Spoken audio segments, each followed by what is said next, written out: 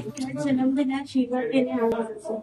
हाँ, प्रणाम कर लीजिए, यही आशीर्वाद रहेगा। पीठ में दर्द है तो डॉक्टर बाबा जी इसको क्या करे?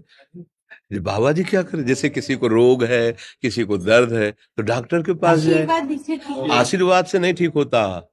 देखो बस वही समझ में नहीं आता, इसी भटकाओं में सब भटक रहे हो। कोई जंतुर बांध देगा, कोई आशीष, इसीलिए तुम सब अच्छे कर्म करो।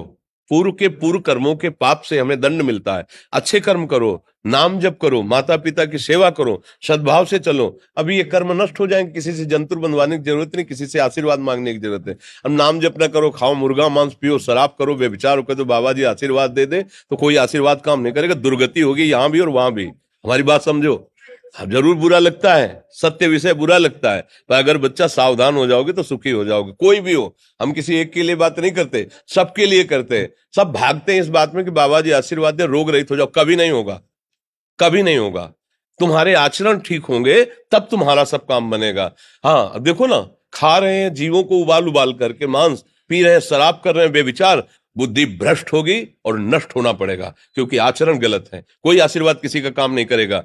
आप अच्छे आचरण करो, माता पिता की सेवा करो, परिवार की सेवा करो, समाज की सेवा करो, नाम जप करो। शरीर में कोई छोटे मोटे कष्ट आवे उनको सह जाओ, आगे चलकर आप देखो कि कैसी उन्नति होती, अच्छा होगा, मंगल होगा। इस ब्रह्म में ना रहना, किसी के आशीर्वाद से कुछ हो जाता है। हम आपको पक्की बात बताते हैं कि आज बाबा के यहाँ गए थे यार, पीठ में दर्द कम हो गया। ये तुम्हारा पुण्य लग गया, पुण्य बन गया, तुम्हारा कर्म। तुम आए ना यहाँ, तो जो जो पाग आगे धरे कोटिन यज्ञ समान, साधु दर्शन के लिए भाव से आए तो तुम्हारा वो रोग नष्ट होगा, तुम्हारे कर्म से नष्ट हुआ। तुम सत्कर्म किए ना, उससे कर नष्ट हुआ। बात समझो बच्चा, आप हमारे घर के हो सब। आशीर्वाद देने से हम कई बार कहा कि अगर तुम सुखी हो जाओ तो हम किसी से न मिले, चुपचाप अपने कमरे में बैठे केवल आशीर्वाद देते रहे सबको।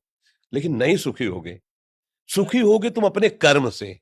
को न काहू के सुख दुख कर दाता, और निज कृत कर्म भोग सुन भ्राता। हे भाई, अपने कर्म का भोग ही आपको भोगना पड़ेगा। कोई भी तुम्हारे कर्म को नहीं मिटा सकता, एकमात्र भगवान।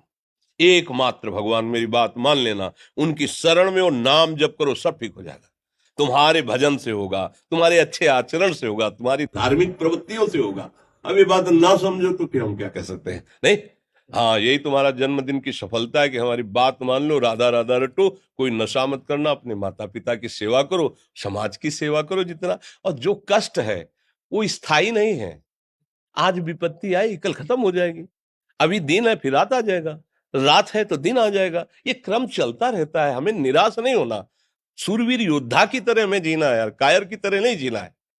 जी। ठीक है, आप